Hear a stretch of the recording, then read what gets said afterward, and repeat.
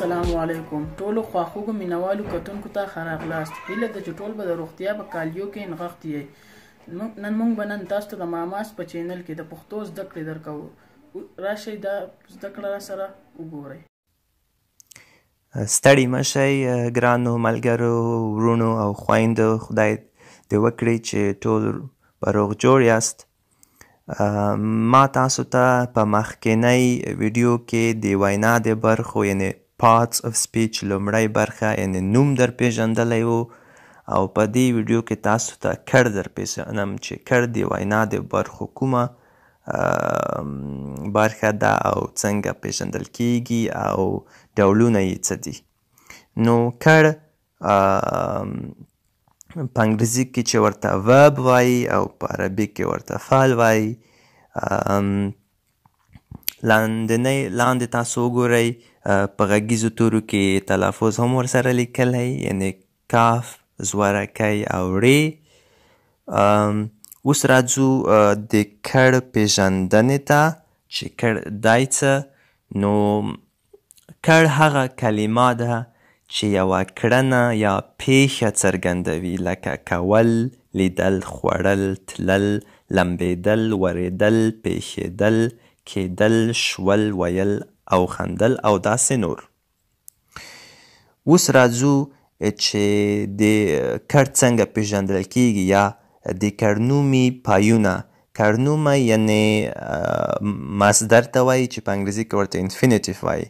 نو د پښتو کړنومی څلور پایونه لرلی شي. لومړی پای لام دی لکه خوړل، تلل، لیدل او داسې نور. دویم پای واو او لام دی لکه کول، نیول او ښوول. دریم کړنومی په ایدل، دا د کېدل لنډه بڼه ده پای ته رسي، لکه مړېدل، سړېدل، دردېدل. او بله څلورم پای د کړنومي په خپله کېدل دی چې یو مرستیال کړ دی لکه خفه کېدل او مړ کېدل. نو دا و د پښتو د کړنومي یعنی مصدر څلور پایونه. اوس راځو د کړ هغو دروی مهمو ډولونو ته چې د پښتو د غونډلې جوړښت یعنی جملې جوړښت لپاره ډیر اړین وي. شروع کوو پر متعدي کړ. متعدي کړ چې په انګریزي کې ورته transitive verb وایي. هغه کړ دی چې تل یو سیده مفعول اخلي. سیده مفعول یعنی direct object، لکه وهل، کول، اخیستل او خوړل. دا ټول یو مفعول اخلي. مخکې له دې چې زه بلګو ته راشم نو تاسو ته د متعدي کړ دوې ځانګړنې ښیم. یوه ځانګړنه دا ده چې په تیر مهال کې متعدي کړ تل له مفعول سره برابریږي په جنس او شمیر کې، له فاعل سره نه برابریږي. او بل ځانګړنه دا ده چې ځینې نومځري یعنی ضمیرونه بدلیږي په تیر مهال کې، لکه زه، لکه په دې شین رنګه څلورګوټي کې وګورئ، لکه زه پر ما بدلیږي، ته پر تا بدلیږي، نارینه هغه پر هغه بدلیږي او ښځینه هغه پر هغې بدلیږي. اوس راځو بلګو ته. لومړی بلګه: هغې یو سړی په خپل ګاډي ووهه. بښنه غواړم په رانه هیر شوی، خو خیر. نو دغه ووهه دا د وهلو تیر مهاله وړون دی او له سړي سره برابر شوی. سړی یو ګړی دی یعنی مفرد دی او نارینه دی. له هغې سره دا ووهه نه دی برابر شوی بلکې له مفعول سره یعنی سړي سره برابر شوی. او دا جمله په تیر مهال کې ده. او که په اوس مهال کې وي بیا کړ له فاعل سره برابریږي، لکه زه کار کوم، دا کوم له زه سره برابر شوی. بله بلګه: ننګیال یو ګاډی واخیست. دا واخیست په تیر مهال کې راغلی او دا چې اخیستل یو متعدي کړ دی نو له مفعول ګاډي سره برابر شوی. پوښتنه دا ده چې ننګیال څه واخیست؟ یو ګاډی. ګاډی نارینه دی او یو ګړی دی هم، نو ځکه دا واخیست ورسره برابر شوی. که چیرې 2 ګاډي یا اخیستلی وی بیا داسې راتله چې ننګیالي 2 ګاډي واخیستل بیا لامپ پکې راته. نو یو ځل بیا یې تکراروم، په متعدي کړ په تیر محل کې له د مفعول له شمیر او جنس سره برابریږي او په اوس محل کې له فاعل سره برابریږي، لکه د 2مه بېلګه. اوس راځو وروستۍ بېلګې ته.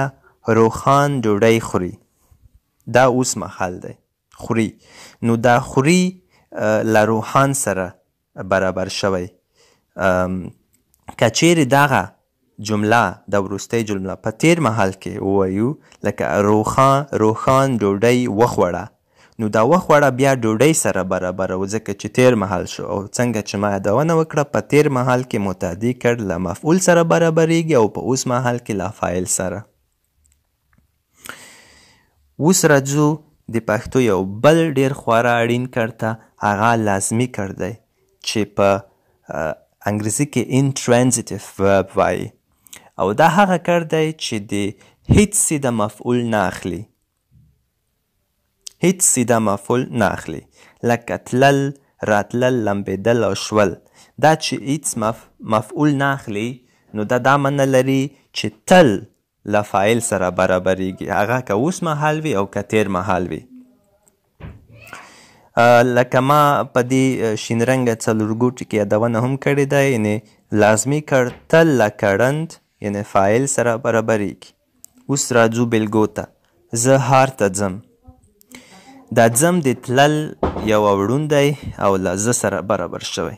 دلته کوم مفعول نشته، یعنې داسې نشو ویلی چې څه تلل، بلکې انسان لپاره که نه فاعل لپاره. بله بېلګه، هغه دلته نه راځي. دا راځي له هغه سره برابر شوی.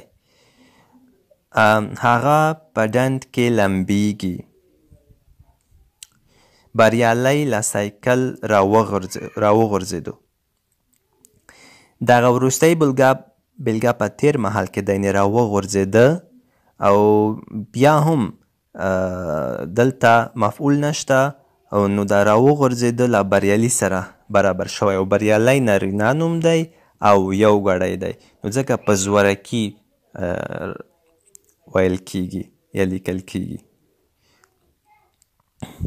او یوه ځانګړنه د لازمي کړنو دا ده چې هغه کړ چې په ایدل یا کیدل پای ته رسیږي هغه ټول لازمي کړنو دي. او ځینې بیا یو څو لږ ځینې کړونه چې په لام پای ته رسیږي هغه هم لازمي وي، لکه تلل، راتلل، پرېوتل او وتل.